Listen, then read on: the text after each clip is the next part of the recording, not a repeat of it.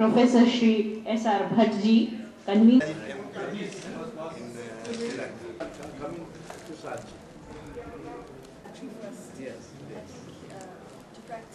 Invite the distinguished guests to please come on the dais. Our Chief Satayaka Thero, President, Mahabodhi Society. Shri Surendra Patwaji, Minister of Culture, Government of Madhya Pradesh. Cooperation, Government of Sri Lanka. And two of our distinguished guests, they are already on the dais. The lighting of lamp.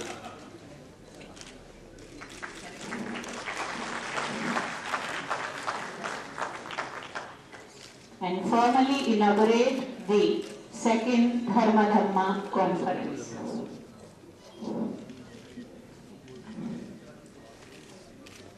Now is the time for invocation. Invocation by Benagala Vimalathissa and his group.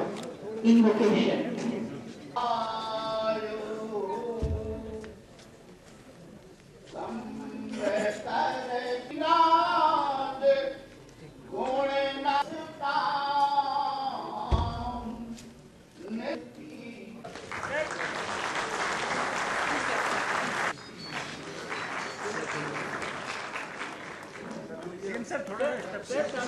Surendra Patwaji, Minister of Culture, Government of Pancho, the Royal Princess of Bhutan. The Chief Minister graciously honoring all the distinguished guests on the dais. We have come to know that he has himself been a student of philosophy. So that's the Indian philosophy, the Indian tradition, Indian culture. He is the host himself, being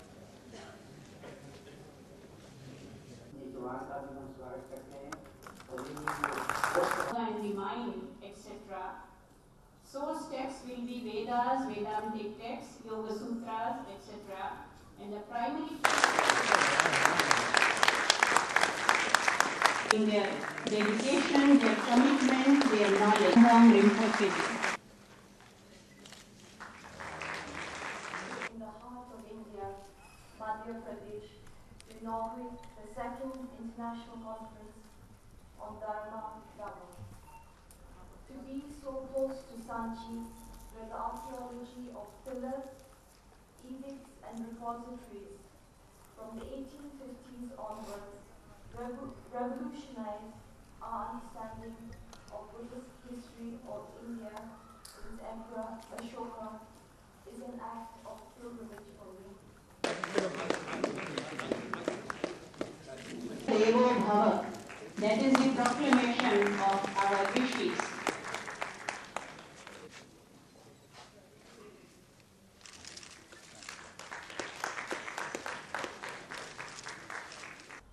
मेरे लिए बड़ी प्रसन्नता का दिन, आनंद का दिन।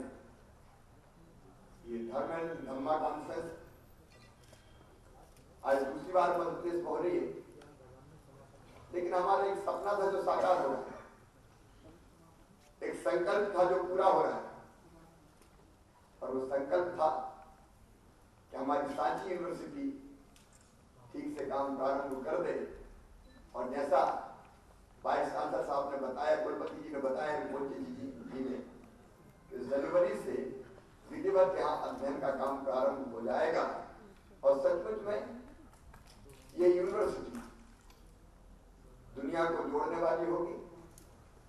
और अभी ग्रॉस बेसल हैप्पीनेस की बात भूटान की राजकुमारी जी कर रही थी। सचमुच में अगर हम और गहराई में जाएं तो मनुष्य क्या चाहता है? एक दो चीजें चाहता है। एक तो हम खूब जीना चाहते हैं, कोई कभी मरना नहीं चाहता।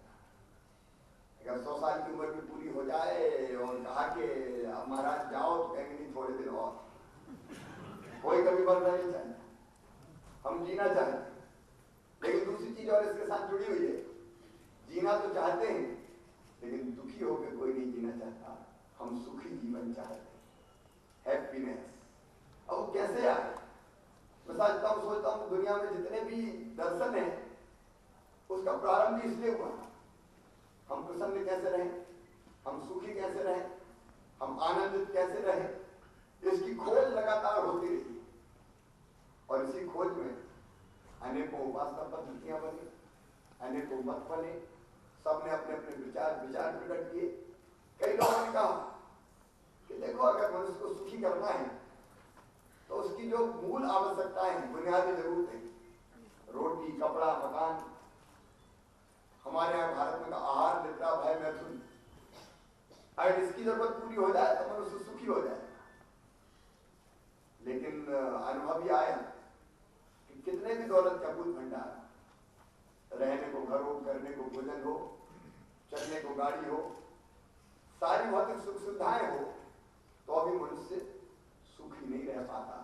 हमने एक नहीं अनेकों उदाहरण ऐसे देखे कि जो जितने ज्यादा धनवान हैं उतने ज्यादा दुखी पाए गए। तब ये कहा कि ये ठीक है कि रोटी, कपड़ा, मकान चाहिए, शरीर जरूरी है। शरीर अब आधम खरु धर्म साधन, शरीर नहीं रहेगा तो बाकी कुछ नहीं कर पाएंगे, लेकिन शरीर के अलावा भी कुछ। और उसको कहा कई जगह मन, शरीर तो सुखी होनी चाहिए लेकिन शरीर के साथ साथ मन भी सुखी होना चाहिए। मन अगर सुखी नहीं होगा तो कितनी भी चीजें हम ला के रख दें, हमारे पास सारे सुख के साधन है, लेकिन अगर हमको भूख लगी है, 56 प्रकार के व्यंजन साथ में परोसे हुए हैं, लेकिन कहीं से समाचार मिल जाए कि किसी प्रियजन की मृत्यु हो गई तो भूख भाग जाएगी, रोटी नहीं खाएगी। और इसका मतलब सीधा ये कि केवल रोटी नहीं, केवल शरीर की आवश्यकता नहीं, इसके अलावा कुछ चाहिए। तो कई लोगों का नहीं, मन भी होता है मनुष्य का, थोड़ा मन का सुख भी चाहिए तो सुखी रहेगा। कई लोगों ने पूछा कि मन का सुख क्या होता है। अब हमने देखा कि पुराना कोई मित्र कई दिनों बाद मिलता है तो उससे मिलकर जो आनंद आता है, कई लोगों का ये मन का सुख है। अगर किसी माँ के पास तोते की आवाज में बात करते हुआ कोई बेटा बेटी पहुंच जाए तो माँ उस बच्चे को उठा के अपने सीने से लगा देती है, और उस समय माँ को जो आनंद का अनुभव होता है, कहते हैं उसको मन का सुख कहते हैं।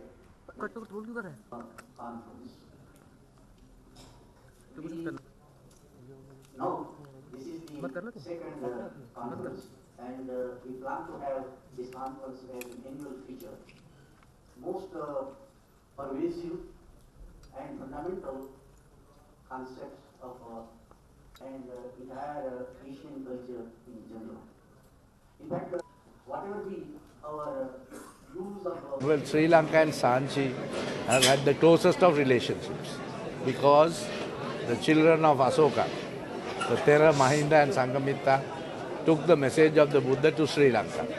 So really this is the origin of the message of the Buddha to Sri Lanka. So we are eternally grateful.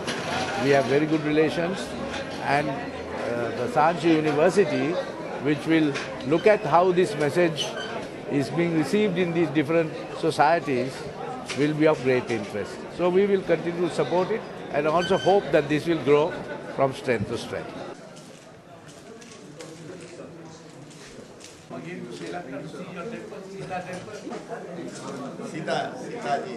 ये बहुत अच्छे तरह से सफल हुआ।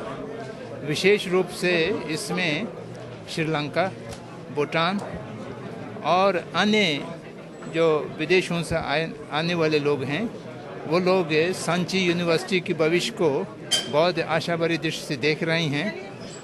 और आप यहाँ के उप कुलपति का नियुक्त हो गए हैं, वो जल्दी कार्यभार संभालेंगे और ये बहुत जल्दी से इस साल से कोर्सेज भी शुरू होगा, अगले साल से मेन कोर्सेज शुरू हो जाएंगे। तो इसलिए आने वाले 3-4 वर्षों में ये एक पूर्ण रूप विश्वविद्यालय के रूप ले लेंगे और पूरा दुनिया में ये एक बौद्ध और इंडिक स्टडीज़ के केंद्र बनेगा।